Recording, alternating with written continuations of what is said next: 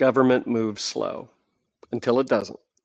Karthik Agarwal knows this because he's built Gov2Biz at the intersection of public sector complexity and private sector speed. We're going to talk about growth plateaus, scaling in a regulated environment, and how AI is starting to reshape government's roles from the inside out. I'm Bryon Morrison. Let's get to the leaders list. Everything is happening through these screens. How are we getting the most out of that person? I want to see this thing grow long term. Amazing story. You have such a unique perspective on that. Schedule a 2-week vacation. I applaud those models. Undervalued. Secure your digital footprint as well. Why were they even put in place in the first place? Only the most adaptable survive. Let's get to the leaders list. Karthik Agarwal, thank you for being on the leaders list. Good to be here, Bryon. Yeah, I have been looking forward to this. You have such a unique perspective as the CEO of Gov2Biz. It's an interesting, specialty focus. I think a lot of people wonder about what it's like to specifically work with governments, and so obviously you guys have a unique perspective on that, and we are thrilled to get to talk to you about what you have created at Gov2Biz. So why don't we start off a little bit with just give us an overview on what Gov2Biz is, just so everybody understands that. Sure. Gov2Biz is a software as a service firm, and we build software for governments, and it helps governments make it easy to do business for citizens. So whenever citizens interact with the government in very specific licensing and regulatory space, our software sits in the middle of them and makes it easy for both of them to communicate without having to do, going to the post office or make phone calls. It makes it efficient for them, as well as makes it easy for licensees whose primary business is to stay in their business, and it makes it easy for them to be compliant, right? That's what our software does. Yeah. And I think anybody who interacts with the government, they love to be able to say, "Oh my gosh, it's all bad." And I just think about how different it is today. I mean, technology does make it possible, and so even if it's a love to hate space, you guys have managed to win a lot of awards, and you've been recognized for creating great work. I saw where you won the Stevies for what was a top company, top technology. You had a whole bunch of wins this year. That was great. Yeah, so we have a total of about 25 awards is what we have gotten. And some of them, the one that we're really proud of is, Customer's Choice Award. Because one thing is, to hear it directly from customers, and these are public awards, right? A lot of people get to vote on them. So it's very democratic that way, right? It's a democracy even in that sense. And we love it that we beat companies which are 1,000 times our size. So yeah, and so speaking of size, you guys are about 40 people, is that right? About 50, yeah. 50, okay. So you're about 50, and then talk about your rise to becoming CEO, and just tell us about your personal journey that you've been through. Well, it's rather short. I was at the right place at the right time, and the rest of it was just God's grace where I ended up. But this whole thing started with an idea and with an opportunity at a consulting firm. And in working with the consulting firm, implemented a solution for them, for a customer. And I went up to the owners of the company and the investors and said, this is I have this weird idea. Maybe we should productize this. This is not the only one in the world, only agency in the world who has this problem. And they, for some reason, the stars just aligned, and they just said, what, this guy's not crazy. Maybe they were just perfectly caffeinated at that time. And they said, well, do you think it can be done? And I said, yes. And I remember, like it was yesterday, he just said, do it. Go for it. Awesome. And that's how it is. And I started off with, really been doing pretty much the same thing, had a few titles on the way, but essentially everything from product decisions all the way to sales, to marketing, everything. You just have to learn, right? As they call it, right? My chief marketing officer, he often says, CEO stands for Chief Everything Officer, right? For large companies, it's executive, but everything else, it's just Chief Everything Officer, right? And I kind of feel that. Yeah, that's very fair. By the way, crazy or caffeinated, I'm going to steal that. I think that's awesome. So Gov2Biz did exist before, but were they more a services firm? No, I was the person who started the firm itself, right? But I had Oh, another lead who worked with me, and they're responsible. They came in from the government space, and they provided some guidance in the beginning, right? got it, And got it. then, but right from the very seed, from choosing the name, right, all the way until here, I have been with this. Got it. Okay. So you were from a founder position. That's interesting because I was looking at the title progression. I missed that. So you saw this opportunity, you took it. And how long have you guys been around? It's like So we were not in, 10 years? 10 years? you would say that about that. Some of the first few years were in stealth, where we were actually building the product, right? And yeah, Yep. so about a decade. Okay. And in that 10 years, like what stage would you say that you are at today? What's the business stage? So at this point, we have achieved what I would say product market fit. We are ready to scale, and we're seeing reception where now, yes, we still need to go out and sell to people and talk to them and socialize. Not everybody knows us, but we get a lot more inbound where people actually know us and they reach us directly saying, we've heard good stuff about you, we'd like to do business. And that's where we are from a perspective of growth. Okay.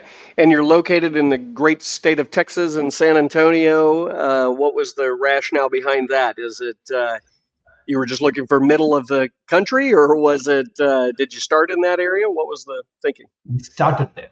So I moved here, about almost 20 years ago, and decided never to move out, right? And this was place, and all my entire friend circle and everybody that I knew professionally, a lot of them were physically located there. And work from home and remote working were not that common 2 decades ago, right? Yeah.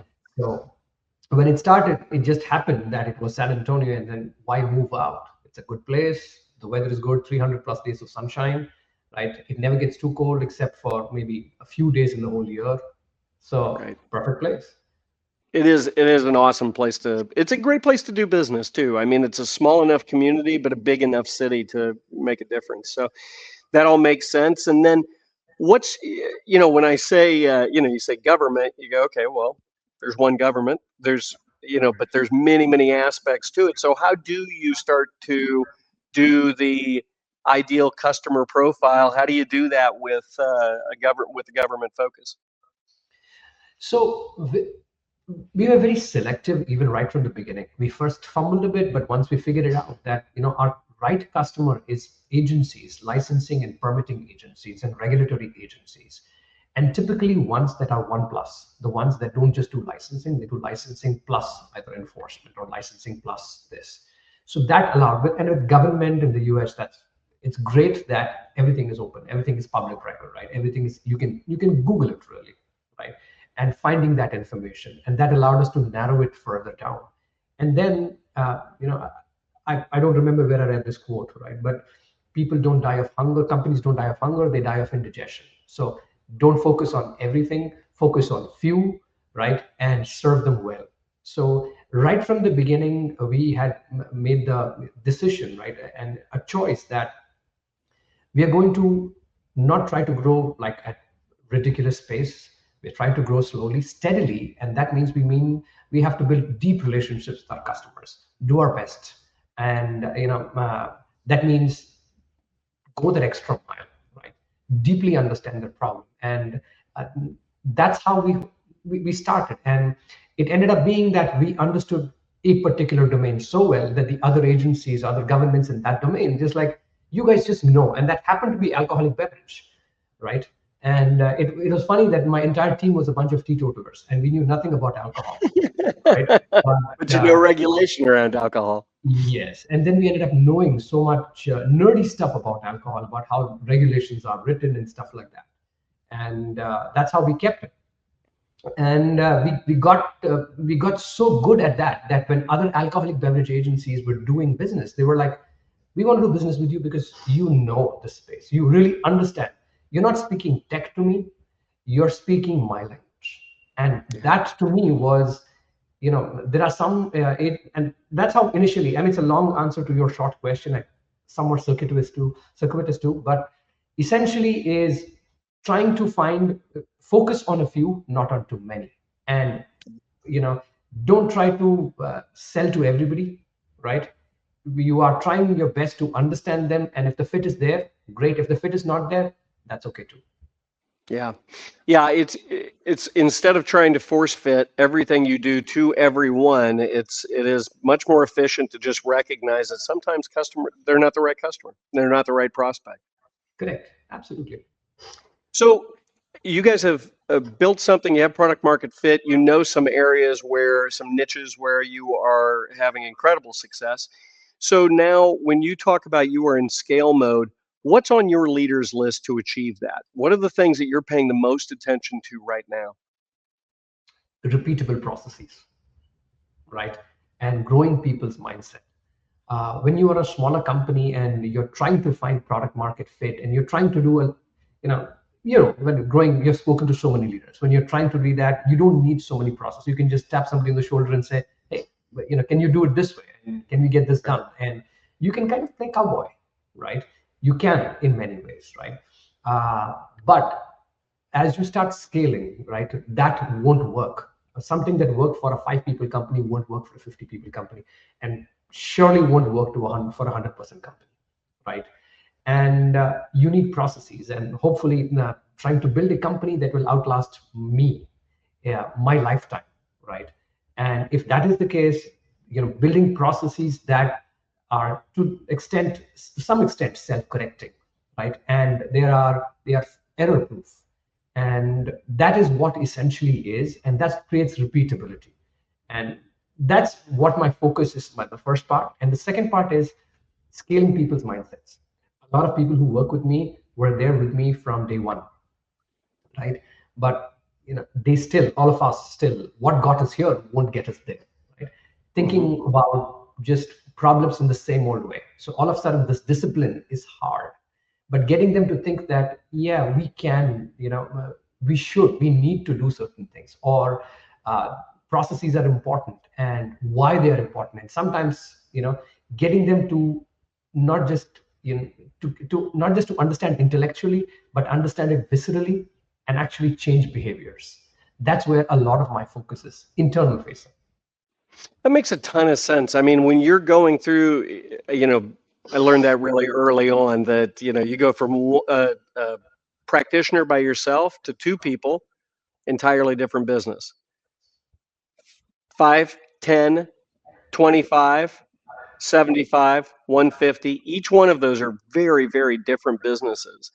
And so, yeah, I'm sure, when did you start feeling that you had to start changing process? Was it around the 25-person mark, or did you just recently start to feel it? I felt it. We went through one small evolution at about 25. You're right, at about 25. And then when you find yourself, when you audit your time, and you see that you're spending a lot of time firefighting, that's when you say, you know what, I shouldn't be fighting the fires. What do I need to do go to quadrant 2? If I'm spending too much time in quadrant 1 activity, right, that's a problem, right? I can't be thinking 6 months, 9 months, 1 year, 2 years ahead, or 5 years ahead. I'm always thinking about tomorrow. And that's what, I do that twice a year with my time, right? Once in summer and once, in the Christmas break. That's when it's a good time to, reevaluate and say, where am I spending my time and what do I need to do different? What to start doing, what to stop doing, what to continue doing, right? And that's when we're like, okay, we need to do this and read as much. And that's a good time for me to read a lot as well, right? Yeah. So it's great to build in those investment blocks for yourself and think that way. But so that's pretty interesting. The growth stage, feeling that growth stage, what do you think Gov2Biz is going to look like in, let's say, 3 years? I would say that's a great question. I've never thought about it that way. In my mind, yes, but never put it out in words. But I would say from I would say we would be at least about 100 to 150 people in size. But my focus is not just on the staff itself. The processes mean that my revenue per employee goes up. That means for people, it is a much more rewarding place to work and have a larger market presence. And what that is, we have a few plans about revenue targets and markets that we are trying to penetrate. But that's where I would see us about 3 years from now. Yeah. Yeah, and I would imagine based on the way that you're approaching the business, it will feel more like you mentioned fires. You move from fires to foundation to future. And until you get through stopping working on the fires all the time and moving to foundational strategic implementations where your initiatives are they're getting to the root cause, then it makes it really hard to look at the future, right? I mean, so it feels exactly right. You guys are moving in the right progression. Sounds great. Preventing problems rather than solving them. I think that's where it is. Yeah. Yeah, that's great. Okay, so Karthik, we've talked a lot about Gov2Biz, your process, everything you've gone through. Now I'm curious about, let's turn this around to other founders, and let's think about if I'm interested in working in government entities. I'd love to get a feel for, how do you do it? Is it a good space? Do you love government shutdowns? The challenges of and the pros and cons of working with government. Is that something that more companies should be thinking about, how they start to work in that space? Yeah, sure. So government in itself, government technology, it often gets a bad rap. Government itself gets a bad rap. But I've met, and I've worked with some of the hardest working people, and for sometimes next to nothing compensation. The same thing they will be making twice or maybe even 3 times in the private sector, but they are incredibly hardworking. So it often gets a bad rap, and it makes me feel bad whenever I hear those things. Right? There are some bad apples, but that happens in the private sector too. But as the government sector itself, GovTech technology sector, it's a great space. It's a great space to work, but it is a marathon. It's not a sprint, right? You're trying to you have to be patient. You have to learn that there are certain everything that you think you know about processes, about selling, or about growth. Sometimes in an inverse when it comes to the government, right? There is a lot of hurry up and wait, and there is a lot of boxes that need to be checked, a lot of things that you simply cannot do, right? You can't simply meet. I mean, there is an entire procurement process, which is a major activity in governments, and you just have to work around it. And there are seasons, whereas in private sector, it's often, when the need is there, they can procure and they can acquire something. You can do sales, you can grow, right? But when it comes to governments, no, you have to work around the legislative cycles. You have to work around the budgetary cycles. And sometimes those are 2-year cycles. So you might have just missed the boat.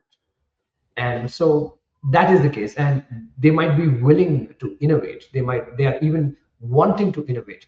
But generally, the biggest thing is risk aversion, right? Their biggest fear oftentimes is, as a vendor, any agents, any company can promise everything, right? Everybody does. Everybody's product is better than the best things in sliced bread, or even better, right?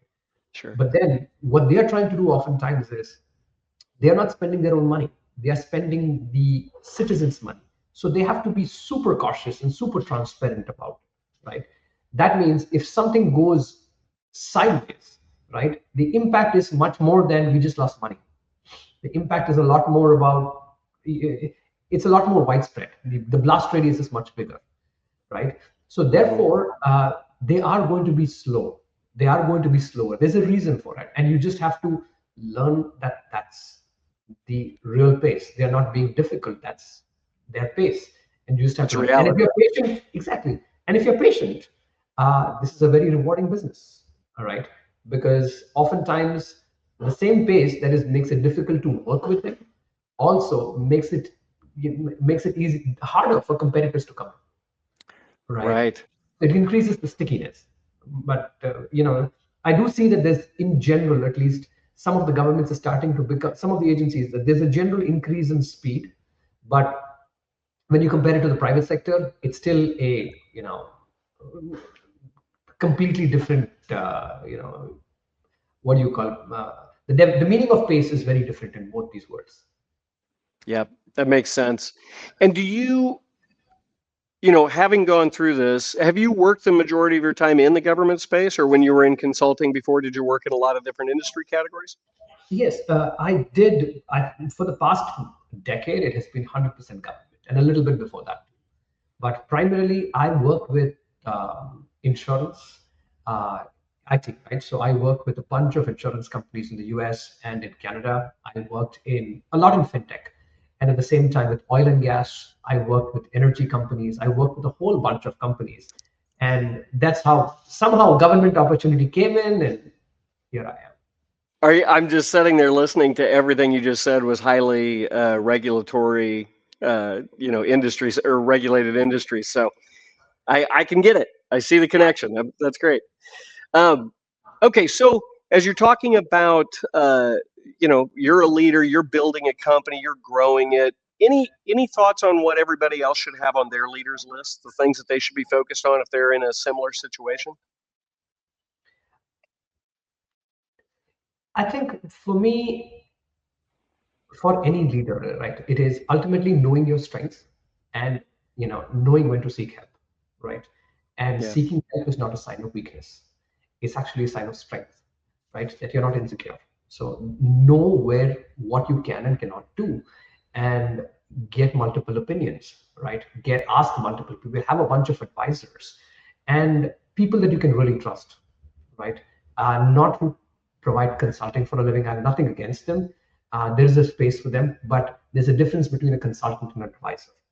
And remember, every person who's going to give you an advice is going to give it from their perspective, and they are a sum of their experiences. And advice is great, but you still have to process it, right? And that's why you want to specifically have people around you who disagree with each other, right? Because that way you get to hear both perspectives. Otherwise, you can be the wrong, and you in the wrong, totally the wrong direction, or in the wrong playing field altogether, right? Yeah, that's great counsel. Do you have a formal advisory board, or do you have your personal advisory board that a lot of CEOs have?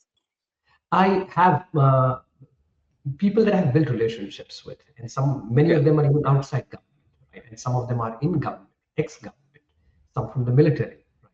And they give perspectives, and sometimes they are 180 degree apart, and that forces me to say, well, it has broadened my horizon, my perspective. Now let me arrive at what I'm going to do, right? And but I do have a lot of them are local, some of them aren't. Without that, they couldn't make it. I think that's such great advice. I talk to people all the time about the formalization of that, right? There's some CEOs who they think, well, I've got all the answers, and so I don't need to go get other input, and that's ridiculous. That's first phase of knowing that they've got a problem. But then the next piece is they'll start to form a relationship for their own personal advisory board. But I think there's a ton of power in the formality of an actual advisory board for a company or a client advisory board. And so, those are all things I would just also add to people's leaders list for consideration, because the better that you can get that consistent input and the closer those advisors become to understanding your actual business, the more you can really benefit from the feedback. So I love just, having the ability to get past ego and recognize that asking for help is a sign of strength. I thought that was also fantastic. Yeah, if you think you know everything, you just ask your spouse, and they can tell you where you're going. I don't even understand that, Karthik. That's never occurred in my house. All Hey, man, this has been great. We want to thank you for being on the leaders list. I also want to ask you parting thoughts. Is there anything I should have asked you that I haven't, that is on top of your mind right now? You didn't ask me anything about artificial intelligence or anything like that, but Karthik, I got to tell you, I know you're you're an advisor to a company in that space. I know you guys use it, and it's funny because we talk so much about AI on this show that sometimes I steer away from it, but I think you've got a great perspective on that. Mhm. I'm assuming AI is central to everything you're doing in your SaaS software. But how have you gone through helping the government recognize how to use AI? How have you started to introduce it to your clients? I am super interested in that. So AI is definitely central, right? We are trying to find ways, and we have found several ways in which we can truly embed it, not just to make text look pretty, right? That's what people use it Right. for, right? For emails. And I think there's a place for that. But there is a place in making it where it really solves a problem, right? Helps people do work better. Or also, can we lift a someone who's one of the biggest problems with governments, challenges that governments face is constant attrition, right? And jobs are not very highly paying, and it's hard to get people to work and come and work for the government, right? So whenever they have fresher staff, how do you train them on a mountain of information, right? And all the historical context, right? So how do you do that? Is there some way we can use AI to help with that? We can't impart information, but can we tell the newbie, hey, this is how it has been done in your agency in the past? You might want to think about these two or three, right? These are the three things. And that often helps. It just gives them a prompt, not replacing their actual judgment, but augmenting it. And that we feel, and when customers see it, it's like, wow, right? That is a true for us, a use case. Yeah. And Karthik, let me ask you about that. So that's one thing if someone goes to search and use AI in that fashion. Are you pushing that information to people at the right time in scenarios? And is that how you're starting to use AI? Because that's one of the things that I always look at is certainly I can train the engine to think more like I need it to think and to give better information to a team. But when I can start to think about it from an agentic perspective, that it is pushing the information to me in a situation, I think correct. that's a next step. Is that on your mind?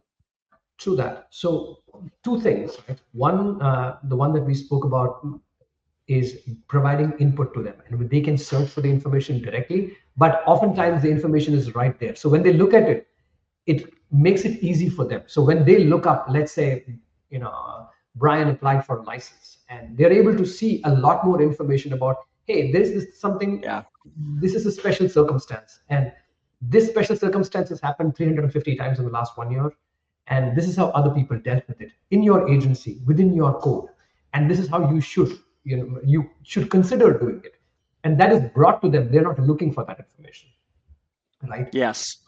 The second portion, the other AI component and AI product that we have released, which is actually more customer facing, is not our customers, but our customers' customers, that is citizens. So a product that will allow citizens who are calling in to the city and saying things like, hey, I want to report a pothole, or I have a non-emergency thing that there's a problem somewhere. They're able to do that. Or if somebody has a question about when is my trash pickup day, rather than having a human always answer those questions, it can be a computer system, and that does it in natural language. And for us, that is it. Not just click press one for this, press two for this, press three for this. It is more about, can we get those answers directly to them, right, in their natural language. And Yeah. when people speak with an accent, and people who are, English is not their first language, and they can't form that sentence in English, a system that will help them get those. So now governments free up some of this time to actually solve the problem, not receive complaints about the pothole, but actually fix the pothole. Not Yeah. complain about the signals that don't work, but actually install the signal. Right? I love it. That's it's kind of like basically the call center customer service portal, right? That starts listening to and looking for opportunities to say, hey, by the way, remember this and keep this in mind. Correct. Yeah, that's great. So you talked about it's difficult to get the government, employees and have people work in the government. And one of the things that we talk about a lot on this show is the concept of management and what is going to change in management. And what do you think about this idea that middle management, instead of looking at, am I managing 10, 20 individuals, I'm now running and managing agents, AI agents. That's what I really look at as like the next wave of management. Do you agree with that, or do you think that that's too far reaching? No, 100%. We actually do it today already, right? Yeah. All of us are doing it in some way, form, or fashion. And we will have to learn in many ways to be able to be either the AI catches up and is able to understand when, the intent behind the instruction. And we'll also have to learn to be more precise with our instructions. And, that's going to happen. And there is going to be a workforce. And there's this common theme that you probably see it on social media. A lot of people talk about it as well, about the 1% unicorn, right? It's going to be possible to make $1 billion company with one person. Sure. I don't know if that 1% billion, but I'm sure it's going to be possible for people to work with smaller teams achieving the same results. And where you can outsource, where there'll be specific, agents, AI agents that are very good at doing specific tasks, not the LLMs that we see today, because LLMs are language models, right? That's what they are, large language models. But actual agents which are capable of reasoning and performing very specific tasks. And that will be another wave. And that would be like you outsourcing, let's say, your call center management, you're outsourcing your front desk, or you're outsourcing your appointment to someone. You'd outsource it to an agent, and the agent would do it. That means you will need fewer staff. And by needing fewer staff, it will allow people to build bigger businesses with a smaller team. It also means that the barrier to starting a business now all of a sudden went down. Now, a lot more people can start a lot more businesses, and there will be business that I feel that we have not even imagined. Like 2 decades ago, if somebody said somebody's going to be a YouTuber, or there's going to be a social media influencer, and it's going to be a highly paid position, we would have thought that they were out of their mind. But there would be positions, there would be companies that would be doing things that we can't even imagine today. Yeah. Managing It's AI change. is It's a fantastic time for change, and it's exciting. And I think companies like yours, Karthik, are helping bring the government along at the same pace and change, and that's exciting. So we appreciate you coming and telling us about your journey and what you guys have been doing, and we wish you the very best of success. Thank you, Bryon.